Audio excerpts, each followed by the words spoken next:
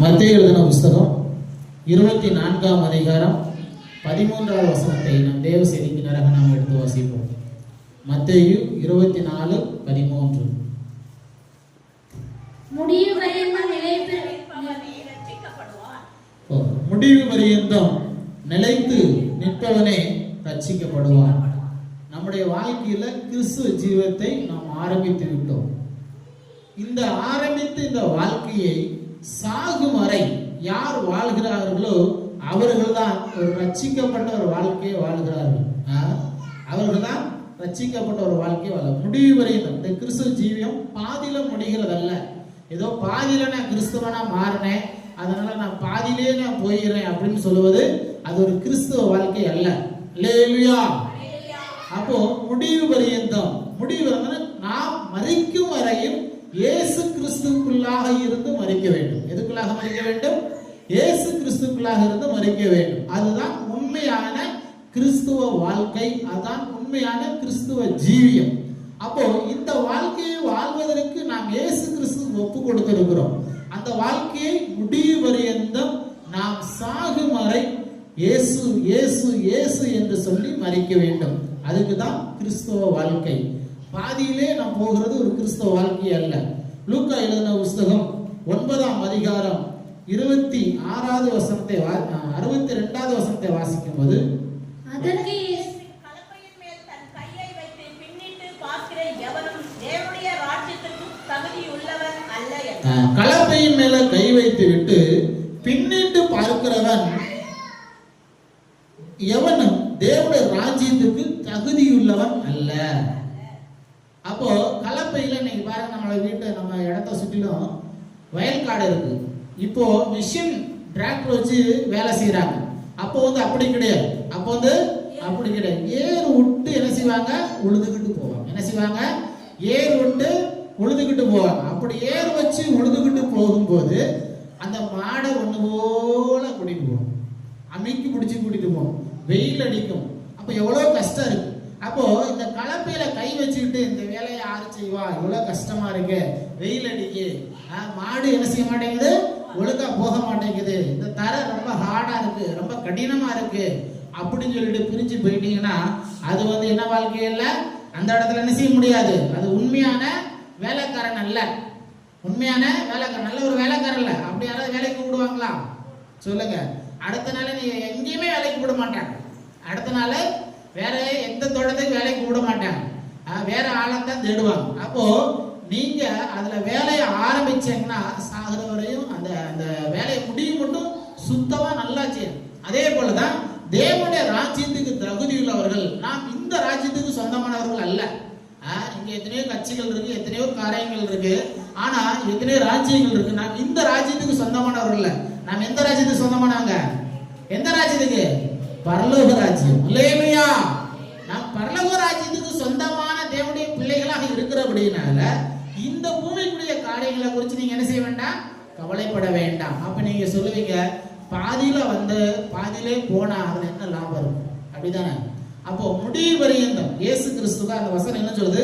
கலப்பையின் மேல கை வைத்து விட்டு பின்னிட்டு பார்ப்பவன் எவனும் தேவனுடைய ராஜ்யத்துக்கு தகுதி உள்ளவன் அல்ல. அப்போ அவங்க பரலோகத்துக்கு போக முடியாது அப்படின்னு வசனம் சொல்லுது.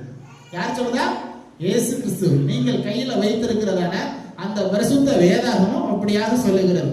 கலப்பையின் மேல கை வைத்து விட்டு பின்னிட்டு பார்க்கிறவன், நான் இனிமேல் இந்த கிறிஸ்தவ வாழ்க்கையை கிறிஸ்துவ ஜீவியத்தை என்னால செய்ய முடியாது, சர்ச்சைக்கு போக முடியாது, நான் அப்படி வாழ முடியாது, இயேசுக்காக வாழ முடியாது என்று சொல்லி நீங்க சொல்வீர்களானால் உங்களுடைய வாழ்க்கையில என்ன செய்ய முடியாது?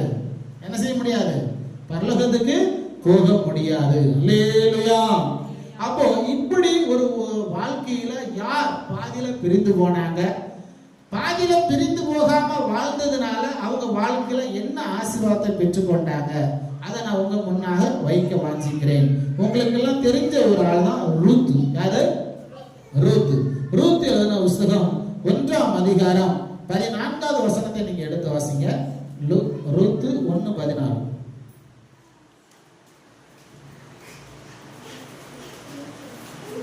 334வது பக்கம். 1ஆம் அதிகாரம் 14வது வசனம். அப்பொழுது அவர்கள் சத்தமிட்டு அதிகமாய் அழுதார்கள். ஓர்பால் தன் மாமியை முத்தமிட்டு போய்விட்டாள். ரூத்தோ அவளை விடாமல் பற்றி கொண்டாள். ரூத் என்ன செய்தாள்? விடாமல் பற்றி கொண்டாள். அல்லேலூயா. கர்த்தருடைய நாமத்துக்கு மகிமை உண்டாகட்டும். இங்கு ரூத் சரித்திரத்தை குறித்து நாம் வாசிக்கிறோம். யாரை குறித்து வாசிக்கிறோம்? ரூத்தை குறித்து நாம் வாசிக்கிறோம். பெத்லகேம் இந்த ஊர்ல நகோமி அப்படின்னு ஒரு அம்மா வசித்து வந்தாங்க. யாரு? நகோமி. நியாயபதிகள் எழுதின புஸ்தகம் 1ஆம் அதிகாரம் 1வது வசனத்தை போய் எடுத்து வாசி. நியாயபதிகள் 1ஆம் அதிகாரம் 1வது வசனம்.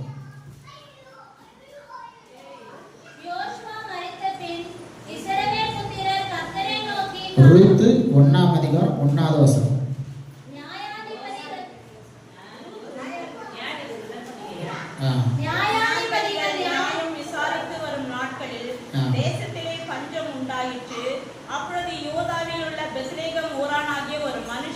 தன் மனைவியோடும் 2 குமாரரோடும் கூட மோவாப் தேசத்திலே போய் சந்தரித்தார்.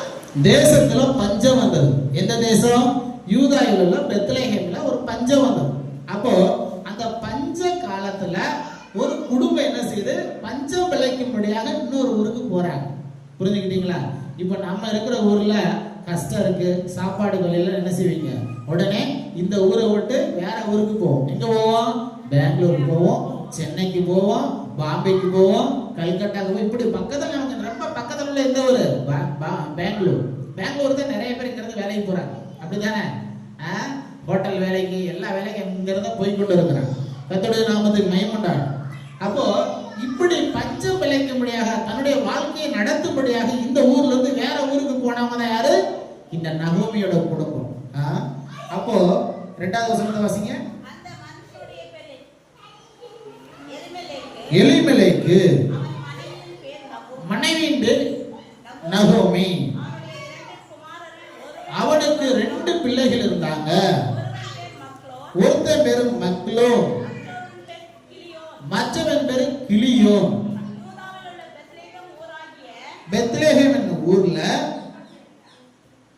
எப்பிராத்தா அவர்கள்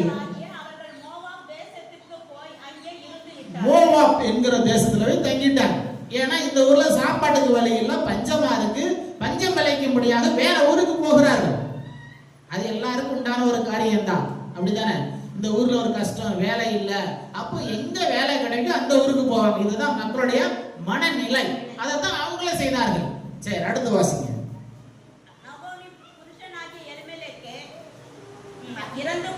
கொஞ்ச நாள் கழிச்சு அந்த ஊருக்கு மோவாப் தேசத்துக்கு போன உடனே இந்த நகோமியுடைய புருஷனாகி எலிமெலேக்கு என்ன செஞ்சிட்டான்? இறந்து போனான், செத்து போய்விட்டான். அந்த நகோமியும் நகோமிக்கு இருந்த 2 பிள்ளைகள் மாத்திரம் அங்க இருந்து கொண்டிருக்கிறார்கள்.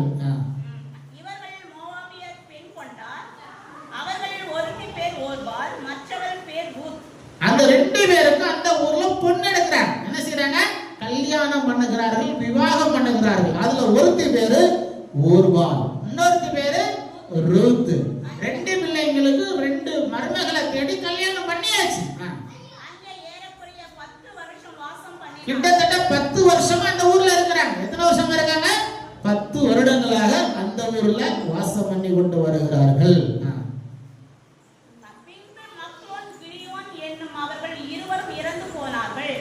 கொஞ்ச நாள் கழிச்சு அந்த மக்களும் கிளியும் இறந்து போயிட்டாங்க.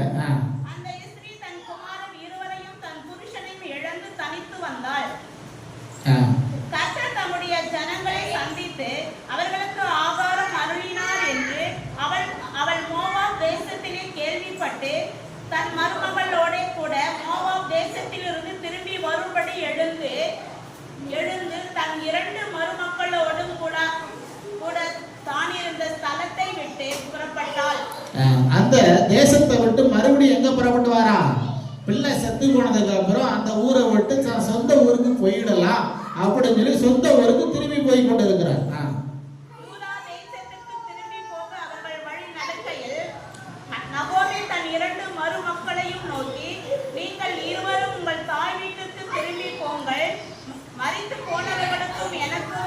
தயை செய்தது போல கர்த்தர் உங்களுக்கு தயை செய்வார். அப்போ பாருங்க, நகோமி ஒரு நல்ல எண்ணத்தோட நல்ல மனசோட அந்த மாமி என்ன செய்யறா, ஏமா என் பிள்ளைங்க 2 பேரும் செத்து போயிட்டாங்க, நீங்க ஏமா இப்படி வாழா வெட்டியா இருக்கணும், நீங்க என்ன செய்யுங்க, உங்களுக்கு இஷ்டப்பட்ட ஒரு ஆளை கல்யாணம் பண்ணி நல்லா இருக்கலாமே, கடவுள் எனக்கு நீங்க எவ்வளவு உதவி செஞ்சீங்க, அந்த தயவு நிமித்தமா நான் நல்லா இருந்தது போல நீங்களும் நல்லா இருப்பீங்க என்று சொல்லி அவ என்ன செஞ்சா, நீங்க உங்க இஷ்டத்துக்கு போங்க அப்படின்னு சொல்லி அனுப்பிச்சு வைக்கிறான். வாசிங்க.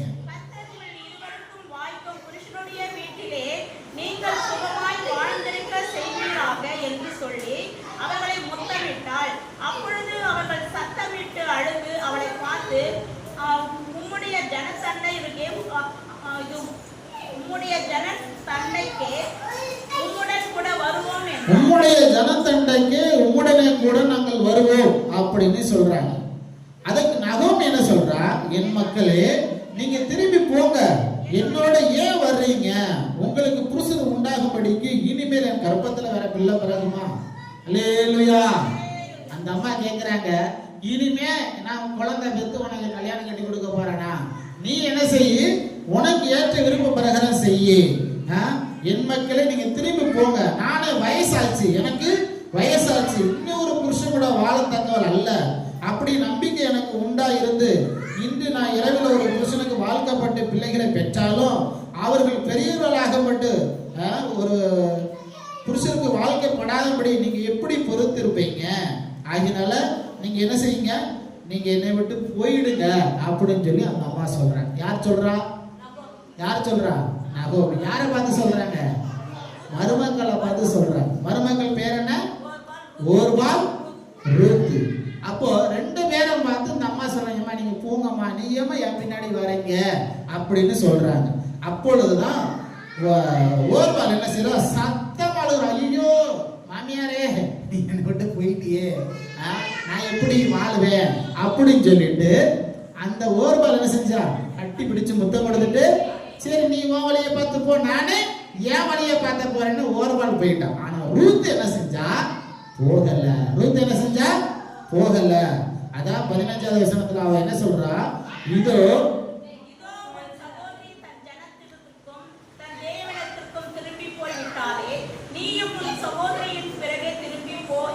சொல்ற, ஓர்பாலம் போயிட்டல, நீ ஏமா என் கூட வார, நீயும் திரும்பி போகலாம் இல்ல, நீ ஏமா என் கூட வார அப்படின்னு சொல்லி கேக்குற. அதுக்கு ரூத் என்ன சொல்றா, நான் உம்மை பின்பற்றாமல் உண்மை விட்டு திரும்பி போவதை குறித்து என் கூட நீங்க என்ன செய்யக்கூடாது, பேசவே கூடாது. இவ ஒரு கட்டளை போடுகிறாள். என்ன செய்கிறாள், கட்டளை போடுகிறாள். நீ என்ன செய்யக்கூடாது, நான் உன் கூட தான் வருவேன், உன்னை விட்டு பிரிஞ்சு போக மாட்டேன், எந்த காரணத்தை கொண்டு அதை குறிச்சு என்கிட்ட பேசவே கூடாது. அப்போ அவளுக்கு அந்த மாமியார் மேல எவ்வளவு அன்பு இருக்கு பாருங்க. இதே போலதான் உங்க குடும்பத்திலும் மாமியாருக்கும் மருமகளுக்கும் ஒரு அன்பு இருக்கணும். புரிஞ்சுக்கிட்டீங்களா? அந்த அன்பு இருந்தால் தான் உங்கள வாழ்க்கையில ஒரு சரித்திரம் உண்டாகும். இல்லாவிட்டா ஊருக்குள்ள ஒரு சரித்திரம் உண்டாகாது. ஓர்பால் போய்விட்டால், ஆனா ஓர்பாலை பத்தி பைபிள்ல அவ்வளவா எழுதப்படவில்லை. ஆனா வாழ்ந்து காட்டின அந்த ரூத்தை குறித்து தான் பைபிள்ல எழுதப்பட்டிருக்கு. வாழ்ந்து காட்டணும். அது போல உங்க வாழ்க்கையில புருஷன் செத்து போனாலும், என்ன கஷ்டம் வந்தாலும், என்ன வேதனை வந்தாலும், என்ன பிரச்சனை வந்தாலும் நீங்க வாழ்ந்து காட்டணும்னு சொல்லிதான் பைபிள் சொல்லுகிறது. புரிஞ்சுக்கிட்டீங்களா? புரியுதா இல்லையா? பிரச்சனை உண்டு, கஷ்டம் உண்டு, இல்லையா? நான் சொல்ற சத்தியம் புரியுதா? குடும்பம்னாலே, பூமியில பிறந்தாலே உங்களுக்கு பிரச்சனை வரும், கஷ்டம் வரும், வேதனை வரும், துக்கம் வரும், துயரம் வரும், கண்ணீர் வரும், கவலை வரும். இது எல்லா மனிதனுக்கும் உண்டான ஒரு காரியம். அப்போ இந்த காரியத்தை ஜெயிக்க சொல்லிதான் பைபிள் சொல்லி கொடுக்குற. அதுக்கு தான் உங்களை சர்ச்சுக்கு வாங்க அப்படின்னு நாங்க சொல்றோம். இப்ப புரிஞ்சுக்கிட்டீங்களா? சர்ச்சுக்கு எதை வர சொல்றோம்? இது இந்த காலத்துல இருந்து மட்டுமல்ல, அந்த காலத்துல இருந்து கூட என்ன செய்யுது, அந்த காலத்துல இருந்து இந்த காரியம் சொல்லி கொடுத்து வர பல நூற்றாண்டுகளாக என்ன செய்யறாங்க, இந்த வேதத்தை வைத்து இந்த சமூகத்தை குறித்து பிரசங்கமாக பண்ணி கொண்டு இருக்கிறாங்க. அப்படித்தானே? இந்த ஊர்ல மட்டும் பல ஊர்கள் இதை குறித்து சொல்லிக்கிட்டு இருக்காங்க. அமெரிக்கா போனாலும் இந்த ரூத்தை குறித்து பேசுவாங்க, லண்டன் போனாலும் இந்த ரூத்தை குறித்து பேசுவாங்க, நீங்க இலங்கை போனாலும் இந்த ரூத்தை குறித்து பேசுவாங்க. இல்லையா? கர்த்தருடைய நாமத்துக்கு மகிமை உண்டாகட்டும். ஆகையினால சத்தியம் சத்தியம் தான், உபதேசம் உபதேசம் தான். இதை நீங்கள் புரிந்து கொண்டால் உங்க வாழ்க்கை மேன்மையாக இருக்கும். புரிந்து கொள்ளாவிட்டால் உங்களுடைய வாழ்க்கை மேன்மையாக இருக்காது. அல்லேலூயா. கர்த்தருடைய நாமத்துக்கு மகிமை உண்டாவதாக. அடுத்து வாசிங்க. நீ எங்க தங்குறையோ அங்க நான் தங்குவேன், நீ எங்க போறையோ அங்க நான் போவேன். உம்முடைய ஜனம் தான் என்னுடைய ஜனம், உம்முடைய தேவன் என்னுடைய தேவன். நீ எங்க சாகுறையோ அந்த இடத்துல தான் நானும் சாவேன், அங்கே என்னை அடக்கம் பண்ணலாம். மரணமே இல்லாமல் வேற ஒன்னும் நம்மள என்ன செய்யக்கூடாது, பிரிக்கவே கூடாது. கர்த்தர் அதுக்கு சரியாகவும் அதுக்கு அதிகமாகவும் எனக்கு செய்யக்கூடாது. அல்லேலூயா. இதுதான் அவன் மனசுக்குள்ள இருந்த உறுதி. புரிஞ்சுக்கிட்டீங்களா? இன்னைக்குள்ள பிள்ளைங்க என்ன செய்வாங்க, புருஷன் செத்து போறானா நமக்கு பிள்ளைங்களா இல்ல, நமக்கு வேற பையனா இல்ல, நம்ம யாராவது பார்த்து கல்யாணம் கட்டிக்கலாம் அப்படி இன்னைக்கு போய்கிட்டு இருக்கிற இன்னைக்கு போல அதுதான். புரிஞ்சுக்கிட்டீங்களா? ஆனா தனக்கு ஒரு வாழ்க்கை கிடைச்சாலும் பரவாயில்ல, கிடைக்க விட்டாலும் பரவாயில்ல, நான் என்ன செய்வேன், உன்னை பிடிச்சுக்கிடுவேன். அப்ப அதே போலதான் நீங்க சர்ச்சைக்கு வந்தா மட்டும் போதாது, தேவன் உங்களை ஆசீர்வதித்தாலும் ஆசீர்வதிக்காது விட்டாலும் நீங்க யாரை விடக்கூடாது, இயேசுவை விடக்கூடாது. அதுதான் கிறிஸ்தவ வாழ்க்கை. அதுதான் கலப்பையில கை வைத்து விட்டு பின்னிட்டு பார்க்க கூடாது. வெயில் அடிக்கும், மாடு ஒரு மாடு அந்த பக்கம் ஒரு மாடு இந்த பக்கம் இழுக்கும். நம்ம வேலை செஞ்சாதான் நமக்கு என்ன உண்டு, அன்னைக்கு சம்பளம். ஆகியனால நீங்க கலப்பையில கை வைத்து விட்டு எனக்கு வேர்க்குது, வெயில் அடிக்கு, கஷ்டமா இருக்கு, கை வலிக்கு, தலைவலிக்குன்னு போயிட்டா அங்க என்ன செய்ய முடியாது, அன்னைக்கு உண்டான கூலி கிடைக்காது. அல்லேலூயா. நான் சொல்ற சத்தியம் புரிஞ்சுக்கிட்டீங்களா? அது போலதான் உங்களுடைய வாழ்க்கையில கிறிஸ்துவ மதத்துல, கிறிஸ்துவ மதம் மட்டும் இல்ல, கிறிஸ்துவை இயேசு கிறிஸ்துவை சார்ந்தால், இயேசுவை நம்பி வாழ்ந்தால், என்ன கஷ்டம் வந்தாலும், என்ன பிரச்சனை வந்தாலும், என்ன வியாதி வந்தாலும் இயேசு என்னை ஆசீர்வதிப்பார். அந்த நம்பிக்கை உங்களுக்குள்ளாக என்னைக்கு வருகிறதோ அன்று முதல் தேவன் உங்களை ஆசீர்வதிப்பார். அல்லேலூயா. அதுக்கு தான் உங்களை சர்ச்சைக்கு வாங்க, உண்மையா தேடுங்க. இயேசு உங்களை கைவிட மாட்டார். அல்லேலூயா. இயேசு உங்களை கைவிட மாட்டார் நாங்கள் சொல்லுகிறோம். கர்த்தருடைய நாமத்துக்கு மகிமை உண்டாடு. ஆனால் பாதியிலே போன ரூத்துவால என்ன செய்ய முடியல, சரித்திரத்துல இடம் பிடிக்க முடியல. அல்லேலூயா. கர்த்தருடைய நாமத்துக்கு மகிமை உண்டாட்டும். அதனால தான் என்ன செய்யறா, செத்தாலும் பரவாயில்ல, உண்மை விட்டு பின்னே போக மாட்டேன். அதுதான் கிறிஸ்துவ வாழ்க்கை. அதான் கிறிஸ்துவ வாழ்க்கை. அப்போ இயேசு உங்களை கைவிட மாட்டார், இயேசு உங்களை கைவிட மாட்டார். நீங்க முழுமையா, முழு இருதயத்தோடு, முழு மனதோடு, முழு ஆத்மாவோடு இயேசு அப்படின்னு நம்பினால் நிச்சயம் உங்களுக்கு ஆசீர்வாதம் உண்டு, நிச்சயம் உங்களுக்கு ஆசீர்வாதம் உண்டு. அதனால தான் இயேசு கைவிட மாட்டார் என்று சொல்லி சொல்லுகிறார்கள். அல்லேலூயா. கர்த்தருடைய நாமத்துக்கு மகிமை. அடுத்த வசனத்தை வாசிங்க. அவள் தன்னோடு கூட வர மன உறுதியா இருக்கிறதை கண்டு அதுக்கப்புறம் அவட்ட ஒரு வார்த்தை பேசல. சரி வா அப்படின்னு கூட்டிட்டு போயாச்சு. நீ என்னைக்கு முழு மனதோட இயேசுவை நீங்க பிடிக்கிறீங்களோ அன்று முதல் இயேசு உங்களை இறுக பிடித்துக் கொள்வார். இயேசு உங்களை இறுக, வியாதி வரும், பிரச்சனை உண்டு, கஷ்டம் உண்டு, அதுக்கு மத்தியில போய் நீ ஜெயிச்சாதான் உனக்கு சரித்திரத்துல இடம் உண்டு. புரிஞ்சுக்கிட்டீங்களா? இல்லாவிட்டால் சரித்திரத்துல இடம் கிடையாது. சரித்திரத்துல இடம் கிடையாது. நீங்கள் கையில வைத்திருக்க பரிசுத்த வேதாகமம் சரித்திர புஸ்தகம். அதுல எத்தனை சரித்திரங்கள் இருக்கிறது. இந்த ரூத் வாழ்க்கை வந்து சரித்திர புஸ்தகம். அவ வாழ்க்கையில எத்தனை சரித்திரம் இருக்க போய் தான் இன்னைக்கு நீங்களும் நாங்களும் அதை படிச்சு கொண்டு இருக்கிறோம். புரிஞ்சுக்கிட்டீங்களா? இல்லாவிட்டா சரித்திரம் இல்லாவிட்டா நீங்க வாசிக்க முடியாது.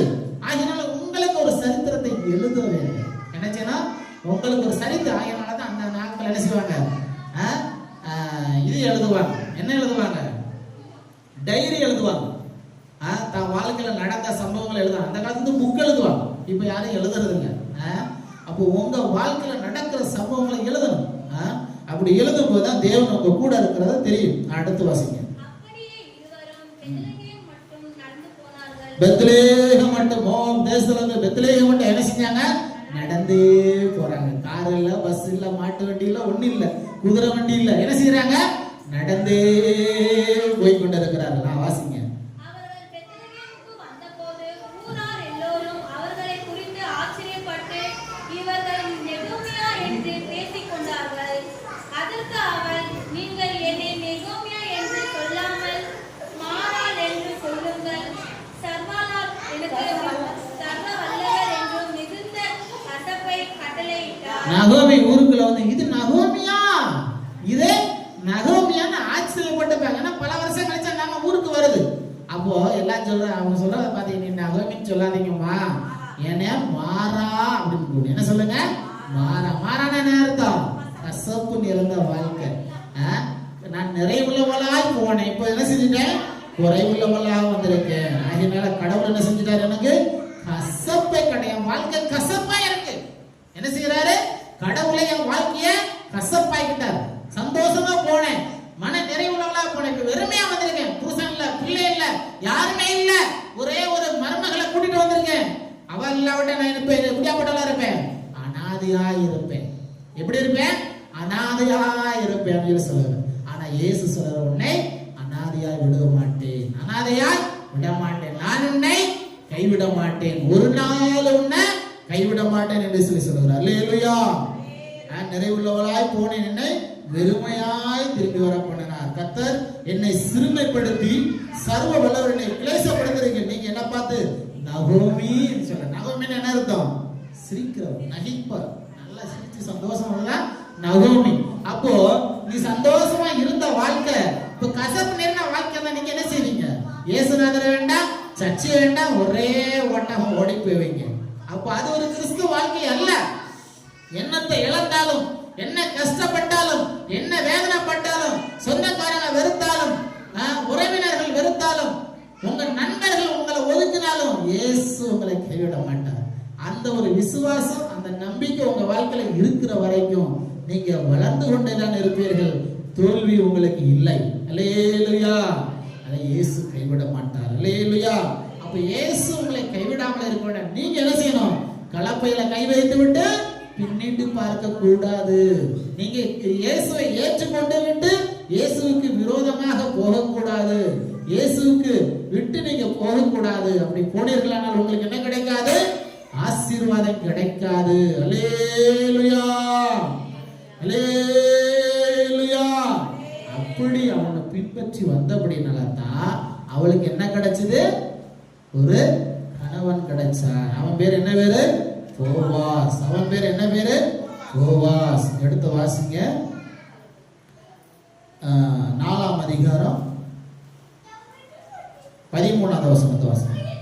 ரூத் 4ஆம் அதிகாரம் 13வது வசனம். போவாஸ் ரூத்தை விவாகம் பண்ணினான். அவள் அவனுக்கு மனைவியானால் அவன் அவளிடத்தில் பிரவேசித்த போது அவள் கர்ப்பம் தரித்து ஒரு ஆண் பிள்ளையை பெற கர்த்தர் அனுக்கிரகம் பண்ணினார். அல்லேலூயா. ஆண் பிள்ளை என்பது உங்க வாழ்க்கையில ஒரு ஜெயத்தை காட்டுகிறது. உங்க வாழ்க்கையில ஒரு ஜெயத்தை, தோல்வி வரும், பிரச்சனை, அதை நீங்கள் ஜெயித்து காட்ட வேண்டும். அப்படி ஜெயித்து காட்டும் போதுதான் இயேசு உங்க கூட இருக்கிறார் அர்த்தம். அதுதான் முடிவு வரைந்த நிலைத்து நிற்கிறவன் ரட்சிக்கப்படுவான். இப்ப இந்த அம்மா என்ன செஞ்சிச்சு? அதை ஜெயித்தபடினால புருஷன் இல்லாம இருந்துச்சு, யாருமே இல்ல, மாமியார் கிடைச்சா போதும். அந்த மாமியார் அவளுக்கு என்ன செய்யல? துரோகம் பண்ணல. இதுதான் உள்ள சத்தியம். மாமியா மருமகளுக்கு துரோகம் பண்ணல, மருமக மாமியாருக்கு துரோகம் பண்ணல. ஆகியனால தான் மாமியா என்ன செஞ்ச? உனக்கு ஒரு பையனை ஏற்பாடு பண்ண, இருக்கிறதுலே ஒரு பெரிய பணக்காரனை கண்டுபிடிச்சு அவங்க சொந்தக்காரனை போவாச என்ன செஞ்சாங்க? அம்மா கல்யாணம் கொட்டி கொடுத்தார். அப்ப இப்படிதான் இருக்க வேண்டும். அதான் குடும்ப வாழ்க்கை. அதைத்தான் பைபிள் சொல்லுகிறது. ஒரு மாமியாரும் மருமகளும் எவ்வளவு கஷ்டம் வந்தாலும், எவ்வளவு பிரச்சனை வந்தாலும் எப்படி வாழ வேண்டும், அதுதான் பைபிள் சொல்லு. சில என்ன செய்றாங்க? வாழா வெட்டியாகி வாழ்ந்து கொண்டு இருக்கிறார். அது வாழ்க்கை அல்ல. கர்த்தருடைய நாமத்துக்கு மகிமை. உனக்கு ஒரு ஏற்ற துணை ஏற்படுத்தி கொடுத்து உன் வாழ்க்கையை ஜெயமாய் மாற்றக்கூடிய இயேசு உன்னோடு இருக்கிறார். அடுத்த வசனம் வாசிங்க. அப்பொழுது ஸ்திரீகள் நகோமியை பார்த்து, சுதந்திரவாளி அற்று போகாதபடிக்கு இன்று உனக்கு தயவு செய்த கர்த்தருக்கு ஸ்தோத்திரம். அப்பொழுது ஸ்திரீகள் நகோமியை பார்த்து, சுதந்திரவாளி அற்று போகாதபடிக்கு இன்று உனக்கு தயவு செய்த கர்த்தருக்கு ஸ்தோத்திரம். உன் வாழ்க்கையில தேவன் தயவு செய்து கொண்டிருக்கிறார். அதுக்கு நீங்க என்ன செய்யணும்? ஸ்தோத்திரம் சொல்லணும். என்ன சொல்லணும்? ஸ்தோத்திரம் சொல்லணும். ஸ்தோத்திரம் சொல்லுவீங்களா? அப்படி நீங்க ஸ்தோத்திரம் சொல்ல சொல்ல உங்க வாழ்க்கை என்ன செய்யும்? ஆசீர்வாதமா இருக்கணும். இப்படி கண்களை இப்படி கர்த்தரை ஸ்தோத்திரம் பண்ணுவோம்.